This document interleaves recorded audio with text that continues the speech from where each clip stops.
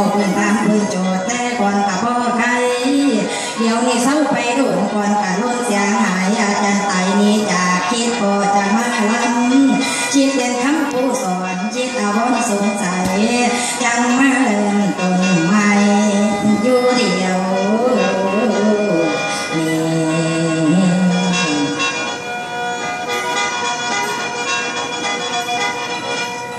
โอ้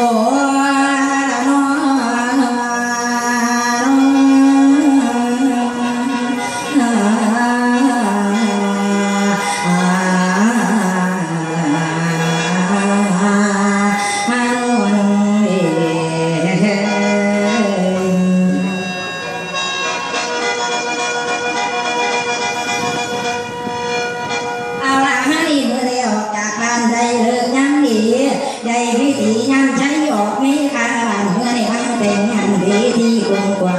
ใจของน้ำหลวงว่านอนใจเต็มเส้นไทยจังว่าโหดลงไปใจใหญ่เด้อกูเมื่อนี้เจอทั้งตู่ทั้งตาทั้งเองพอได้เห็นคนโตเท่าใจกว่าอ่อนชี้ไปเห็นผู้สอนคำว่าจานสั่งไปใจกว่าเส้นกันเพื่อนว่าบ่ให้ใจตั้งท่าเตรียมตัวมั่งหอดเร็วจะทั้งทั้งทั้งตัวสั้นใส่ไอ้ยันเมื่อในมันเป็นงานหนึ่งไหวดูกันจันขอเตียนคนฟังขออาภัยผู้ผู้มาของยุสนามยังสีว่าจันนามขอตัวตะโพเสียพอเด้อความบดีปีไปปวดภัยฉันนาเด้อคุณพ่อเด้อคุณเมียเงินเต็มเมียแต่อย่าฟังไปสาก่อนว่าให้พระพัสดุเจ้าจะได้สักพักเจ้าเดียว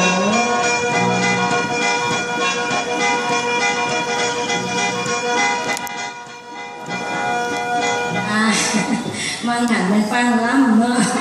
มองล้ำกับลายปูลายต้นก้อนสีไปสีมาเมื่อสิบหนูของมอล้ำบัวแก้วขอกราบขอไหว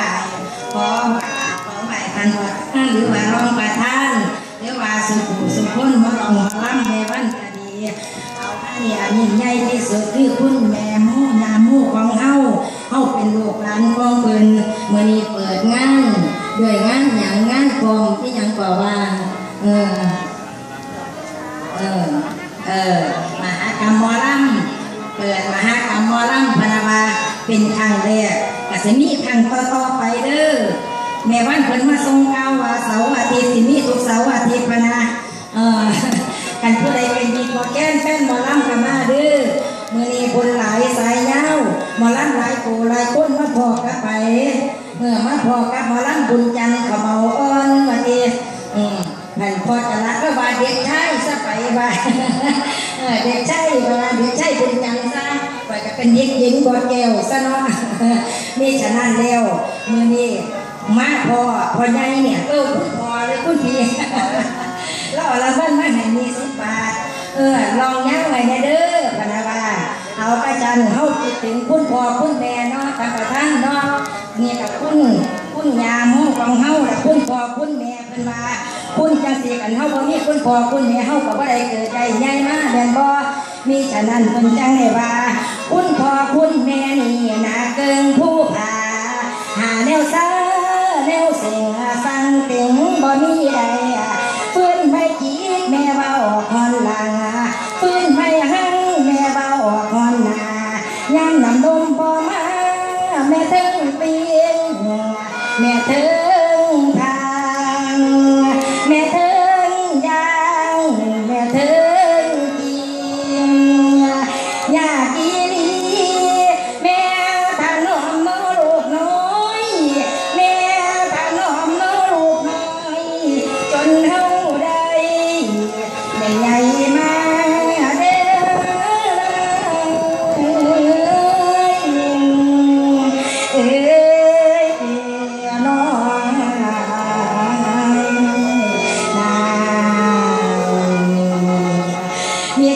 พ่อแม่เลี้ยงแย่แล้วดูต่อคุณแทนคุณผู้จากคุณพระบิดาผู้จากคุณพระมารดาผู้คนเคยเพียงเลี้ยงบ่เพียงป่าเพียงเขาเสียให้ถึงเป่าองค์พระพุทธเจ้าเฮาได้ไว้มาตาเด็กขึ้นสันฟ้าโปรดพระมารดาอยู่ทั้งดาวว่าเดินสาตลอด3 เดือนไทยเดี๋ยวจะลงมาใจคุ้ม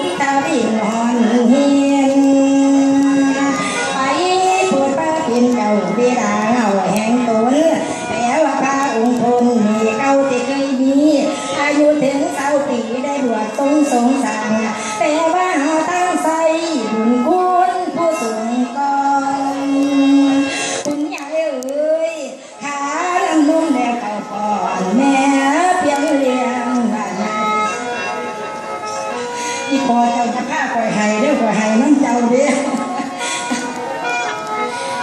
ลูกว่าสู้นะด้วยต้องเสียได้นางเจ้าหันหน้าเข้าฟ้าแอมเสียน้ำตาภาวนาให้พญากรรมมานำจองแม่ตนลูกบ่เลี้ยงสองเท่าพญาตายเสียแห้งเลี้ยงถนอมนุ่มก่อนมันเลี้ยงใหญ่แล้วคุณแก้วสั่งเราเลี้ยงปากว่าเจ้าเบามากคือผมเชียตาพ่อแม่เลวปากเบาแก้วสัวบานคอยกะบ่ปานพี่จำเลยพ่อแม่มีเปียกคือโพใส่แก้วบางแสงสุริเนย่างฟ้าใส่กระตองโพทุ่งเจ้าขาดกระเด็นพ่อเหมือนโพที่บางแสงสุริยาแม่เหมือนโพที่บางแสงสุริยาจากปากฟ้าตั้งโกรธเอาพอใหญ่เราได้ห่อเข่าเราไปแล้วเราให้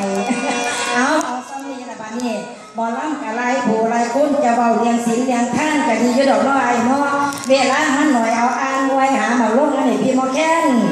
เอาขอของมันจะไม่กะได้เลยท่านประธานกินหน้า